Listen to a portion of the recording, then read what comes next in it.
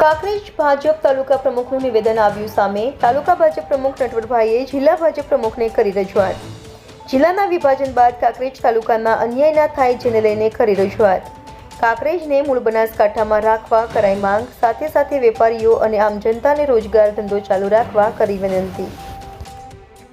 બનાસકાંઠા જિલ્લાનું વિભાજન થઈ અને વાવ થરાદ નવા જિલ્લાની ગુજરાત સરકાર દ્વારા જે રચના કરવામાં આવી છે એ માટે તો પ્રથમ તો ગુજરાત સરકારના નેતૃત્વનો માનનીય નરેન્દ્રભાઈ મોદી પ્રધાનમંત્રી શ્રી, અમિતભાઈ શાહ સાહેબ, માનનીય મુખ્યમંત્રી શ્રી ભૂપેન્દ્રભાઈ પટેલ સાહેબ અને જિલ્લાના યશસ્વી અધ્યક્ષ માનનીય કીર્તિસિંહજી વાઘેલા સાહેબ સૌનો અમે ખૂબ ખૂબ આભાર માનીએ છીએ.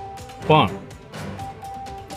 જિલ્લા અસ્તિત્વમાં આવ્યા બાદ ક્યાંક લોકોમાં જે કાંકરેજ તાલુકાને વાવ થરાદ જિલ્લાની અંદર મૂકવામાં આવેલો અને એને લઈને બધા લોકોની લાગણી હતી કે અમારે મૂળ બનાસકાંઠા જિલ્લાની અંદર જ અમારો સમાવેશ થાય.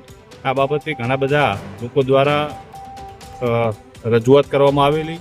ત્યારે અમે આપણા જિલ્લાના યશસ્વી અધ્યક્ષ આદરણીય શ્રી કીર્તિસિંહજી વાઘેલા સાહેબને તાલુકાના શ્રેષ્ઠ નેતૃત્વ દ્વારા રૂબરૂ મળી અને એમને અમે લોકોની લાગણીની રજૂઆત પણ કરી.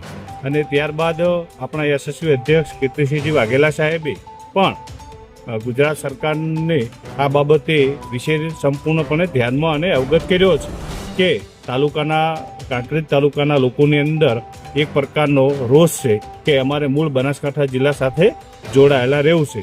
આ બાબતે સરકાર પણ હકારાત્મક નિર્ણય આવે એ બાબતે ખૂબ વિચારી રહી છે અને આ તાલુકાના પ્રજાજનોને અને તાલુકાના લોકોને સંગઠનના જવાબદાર વ્યક્તિ તરીકે હું પણ વિશ્વાસ આપું છું કે આપણી તમામ પ્રકારની લાગણીઓ જિલ્લા સાથે બનાસકાંઠા જિલ્લા સાથે જોડાઈ રહેવાની લાગણીઓ પણ અમને સરકાર સમક્ષ રજૂ કરી છે અને આવનારા સમયની અંદર એનું સારું પરિણામ મળશે એવો અમને આશાવાદ છે.